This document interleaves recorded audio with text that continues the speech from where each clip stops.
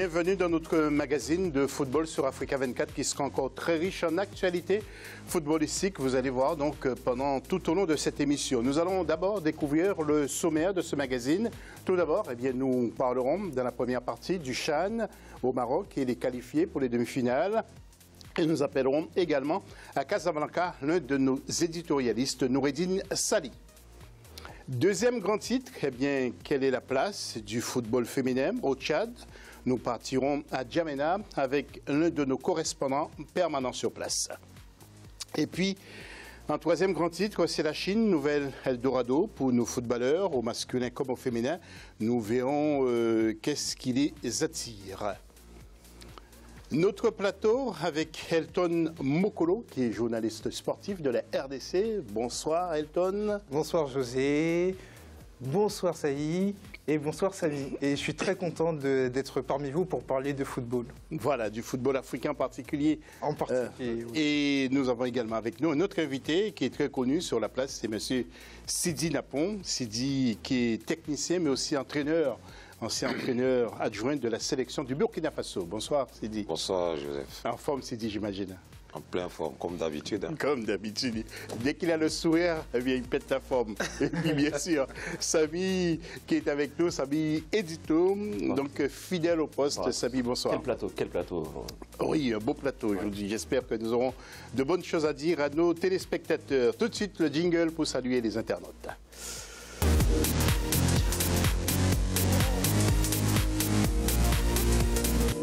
Et que vous inspire l'élimination des grandes équipes à ce CHAN, telles que le Burkina Faso, le Cameroun, il y a aussi la Côte d'Ivoire, la Guinée ou encore le Congo. Ou que pensez-vous tout simplement de ce CHAN? Vous intervenez comme d'habitude sur Africa 24 TV ou sur Twitter avec le hashtag Africa 24. À la une, juste après ça.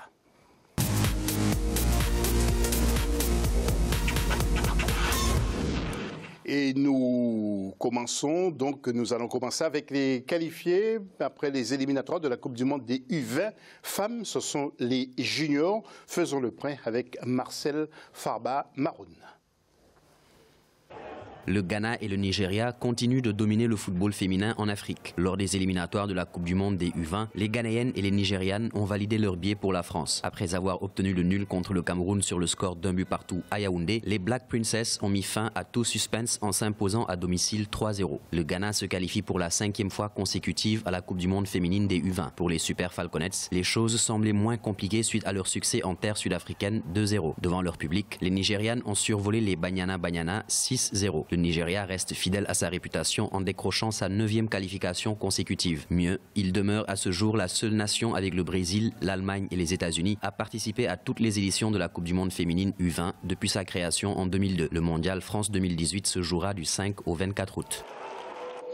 Merci à Marcel Farba Maroun. Nous allons tout de suite voir le tableau et avec Samy, nous allons apporter les premiers commentaires ainsi que nos invités. Samy, le Nigeria qui confirme un 6-0 face à l'Afrique du Sud. L'Afrique du Sud, pourtant, qui a été élue meilleure sélection féminine de l'année par la CAF. Oui, après, on connaît la tradition du football féminin au Nigeria. Donc, bon, pour moi, il n'y a pas vraiment de surprise, parce que les Nigérianes sont quand même présentes depuis un long moment sur la scène africaine, au niveau des sélections A. Donc voilà, il n'y a pas de surprise. On sait d'où viennent aussi ces footballeuses. Elles viennent des sélections jeunes. Donc le Nigeria, moi je suis plus surpris pour le Cameroun. Je voyais les Camerounaises. Et justement, nous allons nous adresser à Sidi à ce propos. Le Cameroun, finalement, les Camerounais, en général, je dirais même les hommes et les femmes, n'ont pas de chance durant ces tout derniers temps, parce que même s'ils ont remporté la CAN, les garçons, mais lorsqu'on voit, par exemple, au CHAN, le Cameroun se fait éliminer, et puis là, on avait un peu d'espoir, parce qu'elles avaient fait match nul avec le Ghana, un but partout, match aller, et puis là, elles prennent 3-0. Mais il ne faut pas être surpris aussi de savoir que l'équipe ghanéenne, elles sont habituées à ces tournois à chaque fois de la Coupe du Monde, elles sont tout le temps qualifiées. Bon, pour le problème du Cameroun, on le sait très bien. Je pense qu'en ce moment, même pour organiser la Coupe d'Afrique, il y a des soucis. Et je pense qu'il y a pas mal de problèmes au niveau du Cameroun, mais que ça soit chez les hommes ou que les femmes, pour organiser, c'est pas évident. Et donc, je pense qu'elles ont beaucoup déçu. Beaucoup de monde croyait que pour cette fois-ci, elles allaient pouvoir éliminer le Ghana, mais Par contre, les Ghanéens, ils étaient au-dessus. Voilà, nous parlons du Cameroun encore tout à l'heure. À propos du CHAN, et vous, Elton, que pensez-vous justement de ces deux qualifiés, de ces deux représentantes de notre continent pour cette Coupe du Monde des U20? C'est la hiérarchie qui est respectée, avec deux équipes qui ont montré qu'elles étaient au-dessus du lot. Pour montrer l'étendue de leur domination, il n'y a que la RDC en 2006 qui a réussi à se qualifier. Sinon, ça reste toujours les deux équipes. Il y a le Nigeria qui est au-dessus. Au niveau U20, on parle de la vice-championne du monde en 2014 dans cette catégorie-là, et le Ghana qui est toujours au rendez-vous. Donc, comme le disait Samy, il n'y a pas de surprise à avoir. Sur 2 matchs, le Cameroun a bien joué le premier match, mais sur 2 matchs, il était dit que ça serait vraiment compliqué pour passer au mondial en France. Voilà, les Sud-Africaines qui prennent 8 buts au total, donc 2 buts à l'aller et 6 au retour. Autre sujet, c'est le CHAN, à ne pas confondre avec la CAN. Le CHAN, on a connu les 8 équipes qualifiées pour les quarts de finale de ce CHAN 2018. Sans surprise, le Maroc, pays organisateur, continue l'aventure à côté du Soudan, qui fait partie de ces équipes qui ont vraiment surpris. Il y a aussi la Namibie ou le Congo, qui ont fait oublier les grandes nations du football africain, comme la Côte d'Ivoire ou le Cameroun. Autre sujet commenté par Marcel Forba, Maroun, et après on revient au plateau. La phase de poule du CHAN Maroc 2018 a pris fin le 24 janvier. Sur les 16 équipes au départ, 8 ont réussi à tirer leur épingle du jeu. Il s'agit du Maroc, pays organisateur, du Soudan, de la Zambie, de la Namibie, du Nigeria, de la Libye, du Congo et de l'Angola. Les Namibiens, qui constituent l'une des surprises de cette liste, accèdent en quart de finale. Le Soudan et le Congo se sont également hissés au prochain tour de la compétition. Les Soudanais se classent 2e derrière le Maroc et devant la Guinée, demi-finaliste de l'édition de 2016, tandis que les Congolais prennent la tête de la poule D. Les spectateurs du côté de Marrakech et de Casablanca ne sont pas du tout ennuyés avec de bonnes moyennes de buts, notamment avec le Maroc qui en a inscrit 7 devant son public, même s'il y a des équipes comme la Côte d'Ivoire, la Guinée équatoriale, le Burkina Faso, le Cameroun qui n'ont pas montré grand-chose offensivement. Il reste que dans l'ensemble 38 buts, je crois, c'est pas mal. La Côte d'Ivoire et le Cameroun, 2 grandes nations du football africain, ont raté l'occasion d'aller en quart de finale, contrairement à 2016 où les Ivoiriens avaient pris le dessus sur les Camerounais 3-0. Après les éliminations du mondial Russie 2018, les locaux semblent confirmer un mal-être du football de ces 2 nations, tout le contraire du Nigeria qui a terminé premier du groupe C. La Côte d'Ivoire qui était très attendue avec des joueurs comme le jeune Fonsignou qui était présenté comme la foudre de cette équipe ivoirienne, mais qui malheureusement n'a même pas pu inscrire le moindre but avec une élimination à la clé. Le Cameroun aussi une déception avec un but, avec des joueurs qui étaient attendus, une sélection emmenée par l'ancien international Rigobertson qui n'a pu inscrire qu'un seul but, c'était contre le Burkina Faso. Mais à la décharge de ces jeunes indomptables, c'est que le championnat camerounais n'avait pas encore démarré. Les premiers demi-finalistes sont connus. Samedi, le Maroc a disposé de la Namibie 2-0, pendant que le Soudan a dominé la Zambie 1-0. Juste après ceci, nous allons ouvrir le débat avec nos invités, notre éditorialiste.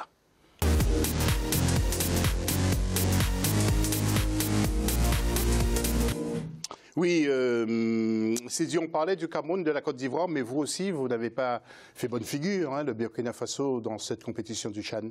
Bien sûr, ça a été vraiment catastrophique pour nous.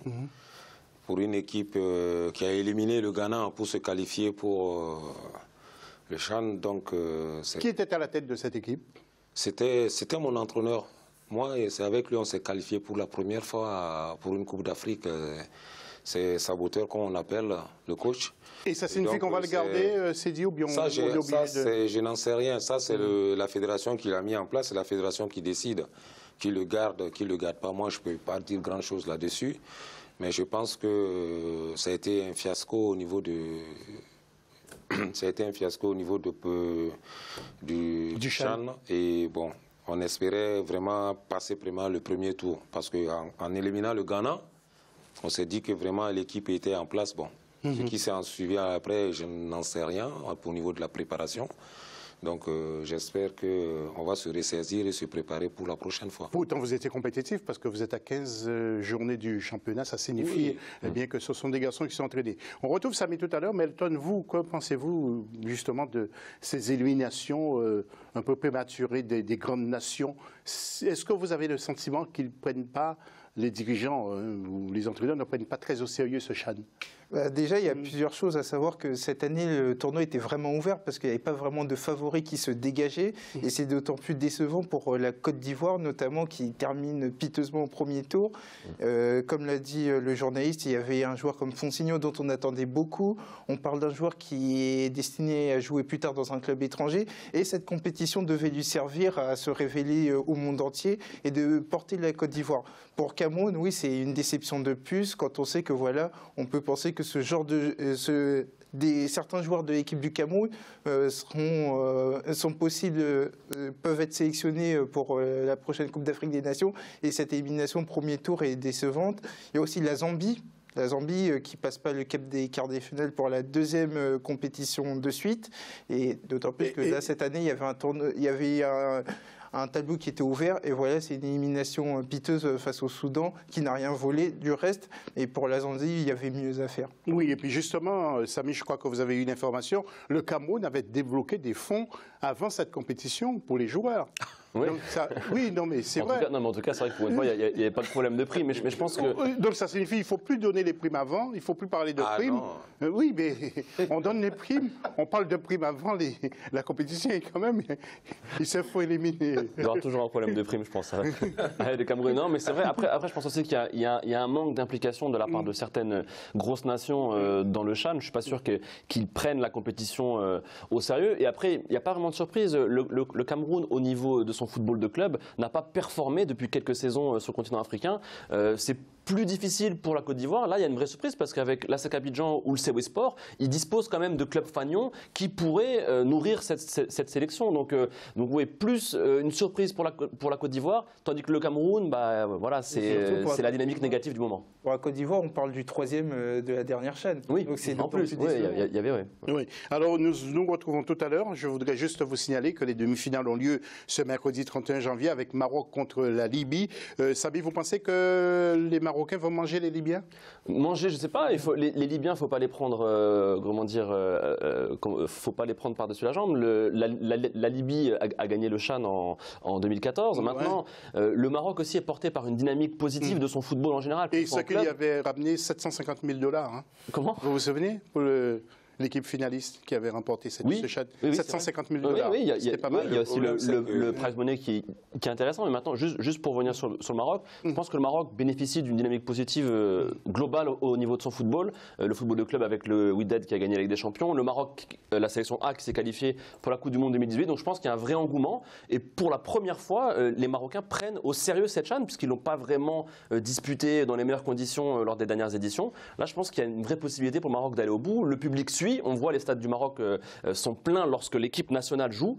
Donc oui, il y a peut-être quelque chose à faire au bout. Et Sidi voulait rajouter quelque chose? Non, je voudrais juste dire que c'est Soudan-Nigeria pour l'autre demi-finale. Oui. Avant de retrouver Garnot War, Sidi, ou vous voulez dire? Non, je voulais simplement ajouter qu'il ne faut pas sous-estimer les Libyens parce que c'est avec tous les problèmes qu'ils ont eus, ils sont toujours présents dans les tournois au niveau du CHAN. Et puis, bon, je pense que les Marocains ils sont amenés à jouer de telle manière parce qu'il y a beaucoup de joueurs parmi eux qui visent la Coupe du Monde, au fait. Donc, cet engouement qui fait que l'équipe du Maroc, ils sont avec le 12e membre, le public, donc ils sont en forme en ce moment.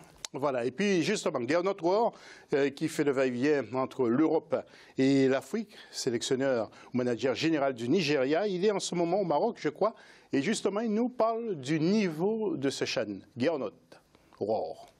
Le championnat d'Afrique des Nations des joueurs locaux a commencé en douceur, pas beaucoup de spectateurs, mais de très bons terrains partout, des pelouses extraordinaires, des structures d'accueil au Maroc fantastiques.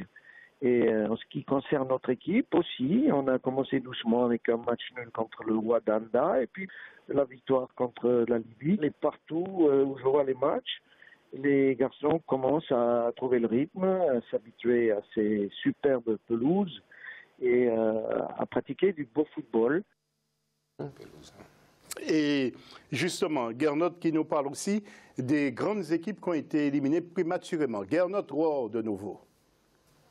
Il y a toujours des gagnants et des perdants. Il y a quelques pays qui sont un petit peu en difficulté parce qu'aussi les championnats locaux sont peut-être pas d'un niveau suffisamment fort pour pouvoir prétendre avoir une bonne sélection locale. Et on a quand même un très bon Maroc, on a une très bonne équipe de Namibie, le Congo aussi qui joue bien, et le Nigeria, je crois aussi, qui apporte la qualité de son football dans ce tournoi. Donc il faut voir, on a l'impression que le niveau s'améliore de match en match. Oui, sur les panneaux publicitaires, on a vu Coupe du Monde 2026. On voit la pelouse, Gernot qui parle de la pelouse. Samy, vous sentez, ça commence à sentir bon pour cette Coupe du Monde 2026? Sentir bon. Après, le Maroc, voilà, c'est pas sa première candidature pour une Coupe du Monde, c'est la 6e. Ils ont eu quand même subi quelques échecs assez durs pour le peuple marocain. Cette fois-ci, est-ce que le peuple y croit? En face, il y a quand même une candidature américaine, canadienne et mexicaine très forte qui est favorite. Pour la FIFA, maintenant, il y a le nouveau système de vote, puisque maintenant, ça va être les fédérations, les 207 fédérations qui vont voter. Donc, c'est peut-être une chance pour le Maroc, parce que l'Afrique devrait soutenir normalement le candidat africain unique. C'est tout à fait. Donc, oui, il y a une possibilité. Maintenant, je trouve qu'ils s'y sont mis un peu tard. Ils ont dévoilé le logo que la semaine dernière. Le site internet, il vient juste d'être créé. Je trouve qu'à 4 mois, c'est le 13 juin, il me semble, la date. C'est un peu tard. Je trouve qu'ils se bougent un petit peu tard. Elton, vous êtes pessimiste? Ouais, moi, je m'inscris dans la même logique que Samy, à savoir que voilà, il y a une donnée à prendre en compte, à savoir que là, ça sera une Coupe du Monde à 48, ce qui va demander... La première. La première en plus, ce qui va demander une grosse logistique. Et par rapport à ça, les États-Unis, le Mexique et le Canada, voilà, c'est des structures d'accueil exceptionnelles. Et oui, comme M. Trump veut monter un mur entre le Mexique et les États-Unis, ça ne va pas... Ouais, mais à côté de ça, on peut penser que d'ici là, il ne sera plus là, en fait. Ah, mais il sera plus là. Ouais, il sera plus là. Donc, voilà, il sera plus là. Donc, on peut penser que voilà, c'est pas un obstacle majeur quand on sait le poids que représentent les États-Unis sur le marché déjà télévisuel, puisque au niveau des droits TV, c'est eux qui déboursent beaucoup d'argent. Et donc, voilà, c'est un atout de poids. Donc, le Maroc, effectivement, part vraiment tard. D'ici le 13 juin, c'est une course contre la montre qui va être très active. Oui, c'est dit, avant de remettre l'antenne, un tout dernier mot. Je sais que le Burkina Faso a déjà organisé une belle CAN il y a quelques années de cela, mais pas de Coupe du Monde pour l'instant. Non, on n'est pas arrivé à ce stade-là. Mais je pense que les Marocains, depuis un certain temps, les stades au niveau du Maroc, les pelouses sont impeccables. Donc il faut qu'on donne la chance aussi aux pays africains d'organiser. Si on veut tout le temps attendre les trucs logistiques, on ne va pas s'en sortir parce qu'on n'est pas développé comme les autres continents. Donc la seule chance aussi, on peut faire à notre manière. Et pourquoi pas que le Maroc organise? Ça serait une très bonne chose. Et puis tout le monde partira là-bas, puis on va être logé peut-être chez Samy. Moi, je t'habille. Vous êtes le bienvenu. Maison. Voilà, c'est la fin de la première partie de cette émission. On se retrouve tout à l'heure. Pour la deuxième partie, nous parlerons des filles au Tchad.